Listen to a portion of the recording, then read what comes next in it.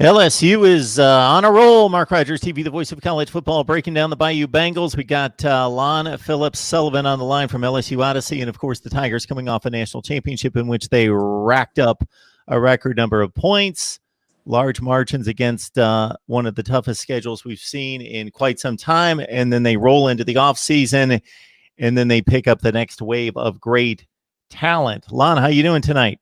Hey, we're doing good. How about you, Mark?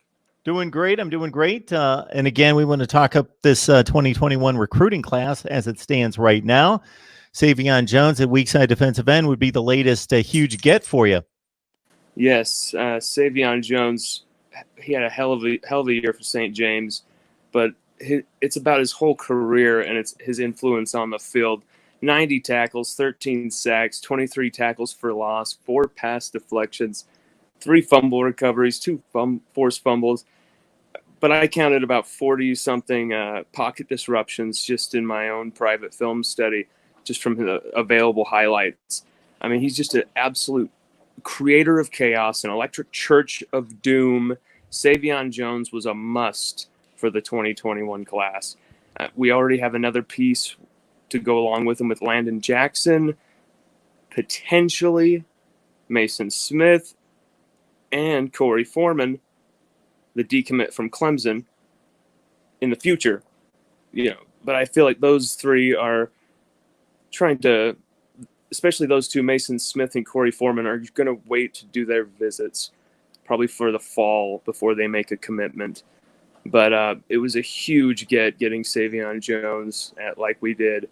He was a project for a long time, a local guy. He was a must. So for Savion Jones, we're talking again 19th rated defensive end in the country at 6'5", 240 out of Louisiana. You mentioned Landon Jackson. He committed the last week of April, 5th rated defensive end from Texarkana. I see another commit here in Xavier Carter, outside linebacker, who came into the fold a couple weeks ago as well. We talked about him during our last episode. He's also from Atlanta. He's from the same high school as Arden Key. Very fast off the edge. I believe we detailed him in the last episode as well. Xavier Carter. He's very fast, very thin. You can move him on the inside, but even though he seems undersized, when you watch the tape, you can't really touch or mess this guy. He's an absolute freak. I really want to see what Tommy Moffitt can do with him physically, Xavier Carter. And then we got safety Kari G out of Woodward, just right in that same Georgia area where we're just picking up recruits left and right. And Kari G is an absolute freak. I mean, he reminds me of LaRon Landry just a little bit. Not going to try and put huge an anvil of pressure around a young kid who's unproven at the collegiate level. I don't want to do that. But his attributes remind me of LaRon Landry a little bit. Curtis Taylor, another LSU great. Sean Taylor, even if you want to talk about what he can do over the top. It's very startling for a strong safety mold type player like Kari G is, someone so good at stopping everything at the line. For him to be so primitive over the top, I mean, he's a feast of opposition famine, Mark. Like, this guy, you can't throw it over the top. You can't throw it over the middle. He'll make you pay the price. He will absolutely punish receivers over the middle. This guy, he has everything a safety you would want. He is an absolute freak. Lonn, we can especially tell that you're a writer. Once you start to describe these young men, these athletes, and give it your silver tongue approach and your verbiage, we can tell that you're a writer by trade. Well, I used to play safety as well. I just love the position. I never played high school, but I played it all through youth. My brother's actually a much better player. He actually won a state championship and everything here at Davis High in Utah, but he played corner as well. So we're a family of DBs in a way, and we're pretty obsessed with the position. So Kari G, I believe is how you pronounce it. My bad. Kari G, I just really love what he brings. He has everything you would want from a modern day safety. He just has every attribute. He can stop the run over the middle. He just makes you pay the price. And he's only going to develop at LSU. That's what is really great. And there's a proven track record at LSU. They can develop these young men in a myriad of ways no one really even expected or foresaw. And Savion Jones out of St. James, I can't believe what will happen when Bill Johnson, who was the guy who developed Aaron Donald with the LA Rams, he's our defensive line coach. Who knows what he will do with Savion Jones or a Landon Jackson. 2021 is looking really, really good. We have 10 out-of-state commits as it stands right now. It's just barely. It's not even June. It's like May 3rd. Yeah, it's May 31st. It'll be June tomorrow, and we already have 10 out-of-state recruits. 10 out-of-state commits.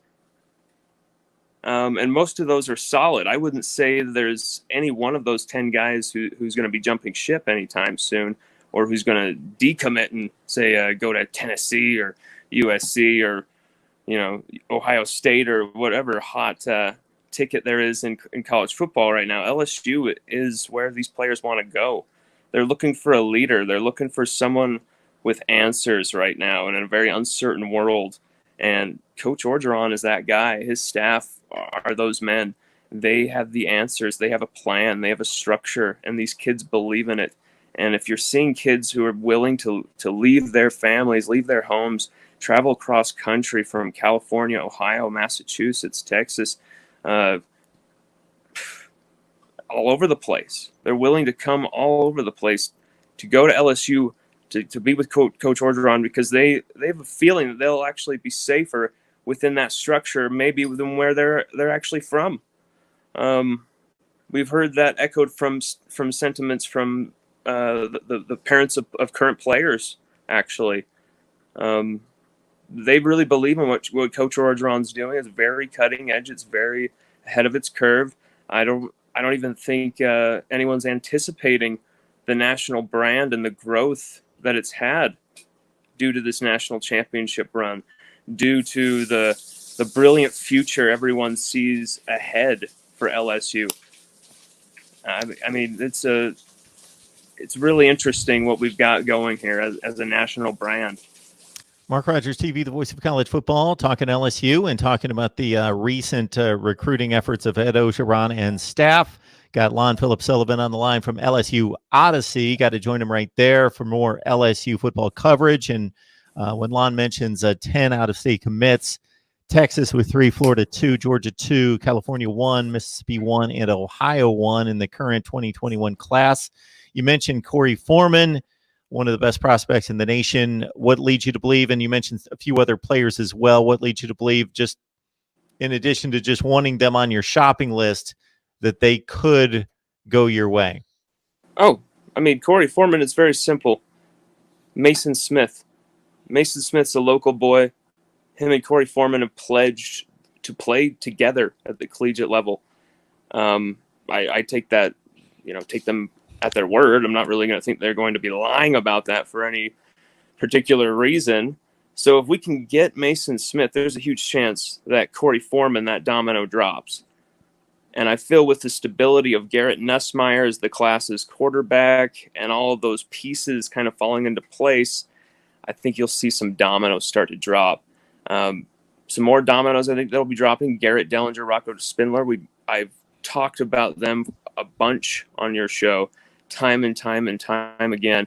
I don't know whether they'll be making those commitments right now or if they'll be waiting until the fall, wanting to make their visits. I'm not sure what their strategy is. It's been very quiet out of Clarkston. But here's the thing, James Craig, he has a proven record in Michigan. He brought Anthony Bradford, a really, really highly talented right guard. He took him from Michigan, brought him down to LSU. Bradford looks like he could be the starting right guard this season for 2020.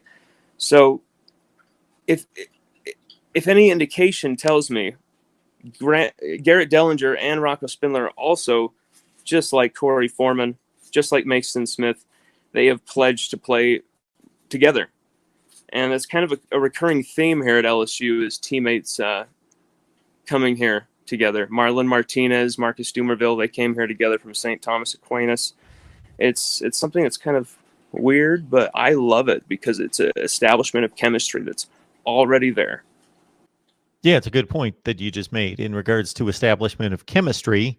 They obviously feel that strongly about their relationship and their friendship to make that kind of connection and bond and have that between the two of them, that if you can get them, then you've already established, hey, a couple teammates are already that closely connected. Mason Smith, the second-rated defensive tackle, according to 247 Sports, he's a top 20 player regardless of position there in Louisiana. When I say top 20 player, top 20 in the nation.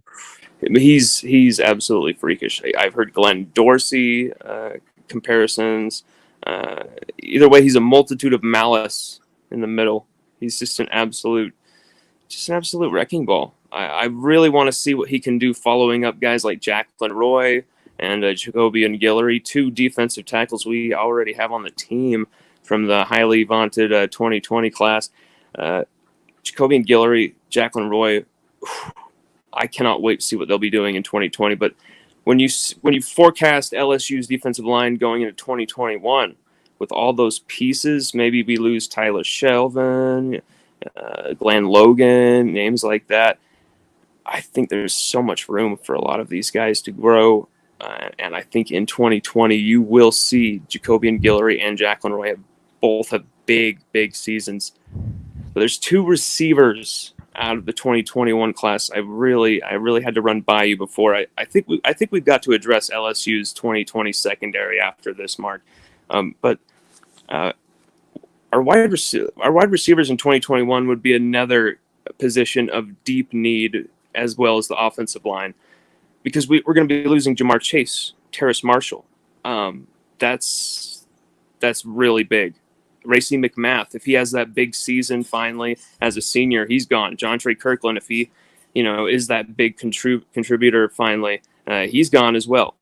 So we need to fill up that wide receiver room and continue what Mickey Joseph has been doing. We've already got that establishment with guys like Keyshawn Butte and Trey Palmer, but we really need some new blood. And so Chris Hilton out of Zachary, 5'11", 169, 7 touchdowns as a sophomore, including that outrageous 80-plus yard screen for a touchdown in the state title game versus West Monroe. I think that was the game-winning touchdown, actually. It was an unbelievable play. It caught everybody's attention. But for what he's done completely, Chris Hilton is someone's very, very special that we absolutely need to pay attention to. He's an incendiary talent. He reminds me a bit of Jordan Jefferson, the way he can kind of cut in between the lines, make those tough catches, take those big hits, absolutely get blown up, pop right back up. He suffered an injury coming into, I think it was his last previous year, his junior season, but he rebounded really quickly and had a huge game the following game. I think it was 3 or 4 touchdowns he caught in that game. After that game, he was interviewed, and he said he could absolutely see himself in LSU's high-flying offense, as he called it. So if he's already saying he can see himself in that offense, he wants to be in that offense, we'll have him. We'll take him.